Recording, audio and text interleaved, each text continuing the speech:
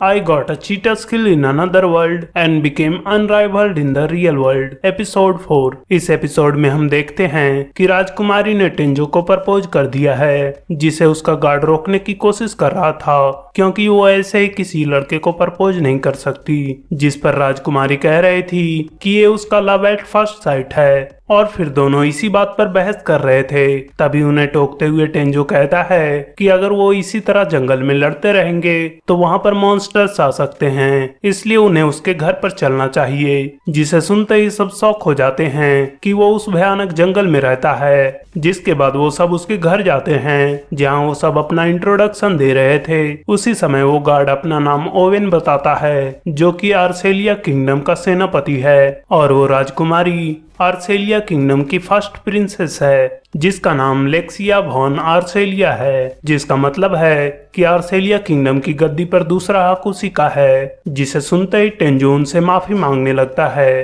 क्योंकि वो राजकुमारी लेक्सिया से कुछ ज्यादा ही फ्रैंक होकर बात कर रहा था। जिस पर ओवेन कहता है कि उसे चिंता करने की कोई जरूरत नहीं है क्योंकि उसने उनकी जान बचाई है। जिसके बाद टेंजो उनके पूछने पर अपना नाम बताता है, जिसे सुनते ही ओवेन कहता है कि उसका नाम आर्सेलिया किंगडम के लिए सूट नहीं करता। और फिर वो राजकुमारी लेक्सिया के साथ फुसफुसाते हुए टेंजो के बारे में डिस्कस करने लगता है। जिन्हें जब टेंजो टोकता है तो वो बताते हैं कि वो उसी की खोज में वहां आए थे क्योंकि राजकुमारी लेक्सिया ने उन्हें बताया था कि उसे उन जंगलों में किसी ने बचाया था। तभी राजकुमारी लेक्सिया उसकी जान बचाने के लिए टेंजो का शुक्रिया अदा करते हुए उसे फिर से मैरिज के लिए प्रपोज कर देती है। जिसे सुनकर टेंजो उनसे कहता है कि वो खुश है कि वो उसके बारे में ऐसा सोचती है, लेकिन वो अचानक से ऐसे शादी नहीं कर सकता। जिससे राजकुमारी लेक्सिया को लगता है कि वो इतनी जल्दीबाजी करके उनके शादी को बोरिंग नहीं बनाना चाहता क्योंकि उसने ऐसा कई नॉवेल्स में पढ़ा है। इसलिए वो फिलहाल के लिए टेंजो से दोस्ती करना चाहती है, जिसे टेंजो अपनी पहली दोस्त के रूप में देखता है क्योंकि उसकी लाइफ में पहले कभी कोई दोस्त नहीं था। जिसके बाद वो राजकुमारी वहां से जा रही थी, जो टेंजो से कह रही थी कि जब वो दोबारा मिलेंगे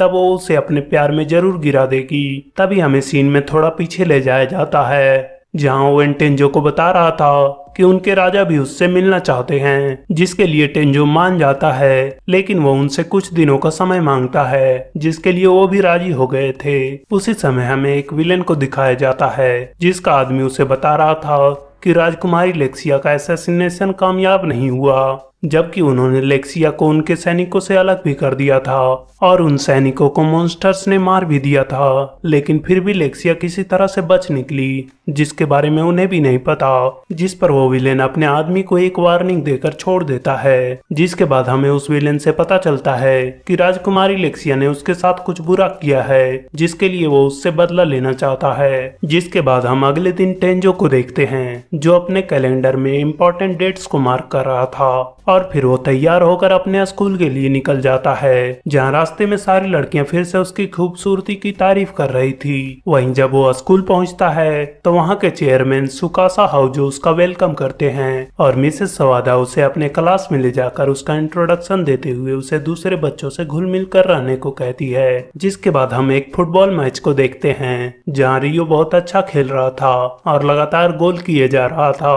वहीं टेंजो रियो को इतना अच्छा खेलता देखकर उसकी तारीफ कर रहा था। तभी वहाँ पीछे से एक लड़की आती है जो उससे पूछती है कि क्या वो वहाँ खेलने नहीं जाएगा, जिस पर वो कहता है कि उसके पास अभी जिम ड्रेस नहीं है। तब वो लड़की अपना नाम काइडे का जामा बताती है और उसे केवल काइडे बुलाने को कहती है और फिर दोनों आपस में बातें कर रहे थे। तभी हम देखते हैं कि रियो को बहुत सारे प्लेयर्स ने घेर लिया है और उससे कह रहे थे कि वो अब उनसे बच नहीं सकता, लेकिन तभी वो दूसरे प्लेयर को बॉल पास कर देता है, जिससे वो सब मूर्ख बन जाते हैं। और फिर एक पीले बालों वाला लड़का गोल करने वाला था, लेकिन वो बॉल को गोल पोस्ट में मारने की जगह टेंजो की तरफ मार देता है, जो जाकर काइडे को लगने वाला था।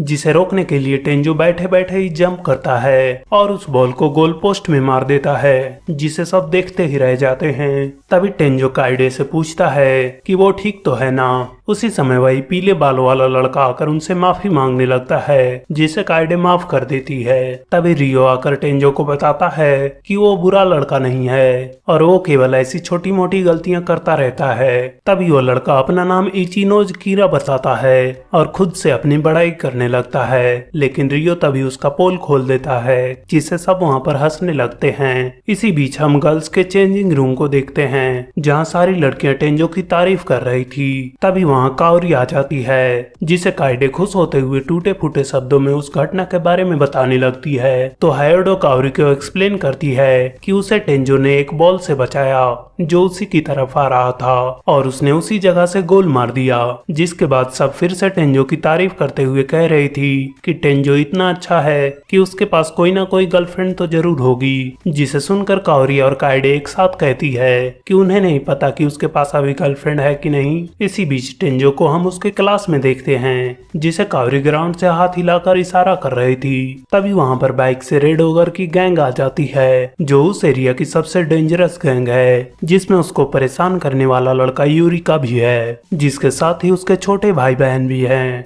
जो काओरी से इस बात के लिए बदला लेने आए हैं कि उसने उन्हें नीचा दिखाया था और उनके भाई को अपने स्कूल में एडमिशन दिया था, इसलिए वो आज काओरी को किडनैप करने वाले हैं। उसी समय टेंजो उसकी मदद के लिए जाना चाहता है, लेकिन वो देखता है कि उसके पैर कांप रहे हैं, जबकि उसने दूसरी दुनिया में बहुत बड़े बड़े मॉन्स्टर से फाइट किया है, जिससे उसकी बॉडी तो मजबूत हो गई लेकिन उसका दिल अभी भी कमजोर है। और इन सब चीजों को सोचते हुए वो एक ही जगह पर खड़ा था जिसे उसके क्लासमेट्स उसे होश में लाने की कोशिश कर रहे थे।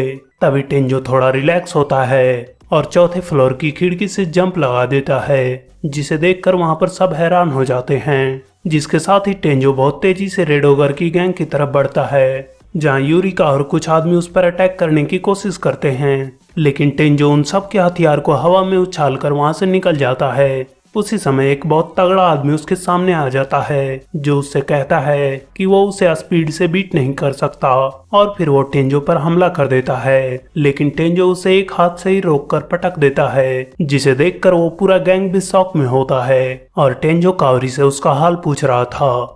तभी उस गैंग का हेड उस पर अपने बाइक से हमला करता है, जिससे टेंजो 2 बार उससे आसानी से बच जाता है, लेकिन तीसरे बार वो जमीन पर पड़ा होता है जहां से उसका बचना नामुमकिन था। लेकिन जब बाइक उसकी तरफ आती है तो वो तुरंत हवा में उछल जाता है, जिससे गैंग का हेड उसे देखता ही रह जाता है और वो अपना बैलेंस खोकर एक सीढ़ी से टकरा जाता है जहां पर उसका बाइक ब्लास्ट हो जाता है। जिसके बाद ही वहां पर पुलिस आकर उन सबको पकड़कर ले जा रही थी। तभी उस गैंग का हेड टेंजो के भाई कयोटो को जान से मारने वाला था, जिसे उसकी बहन आकर रोकने की कोशिश करती है, लेकिन उस गैंग का हेड उसे भी एक लात मारकर साइड कर देता है। वहीं कयोटो सबसे मदद मांग रहा था, तभी टेंजो आकर कयोटो को बचा लेता है और जब वो गैंग हेड दोबारा टेंजो पर हमला करने की कोशिश करता है तो टेंजो उसे बहुत गुस्से से घूरता है, जिससे डरकर वो उसके सामने घुटनों पर बैठ जाता है, जिसे देखकर पूरा स्कूल शॉक था।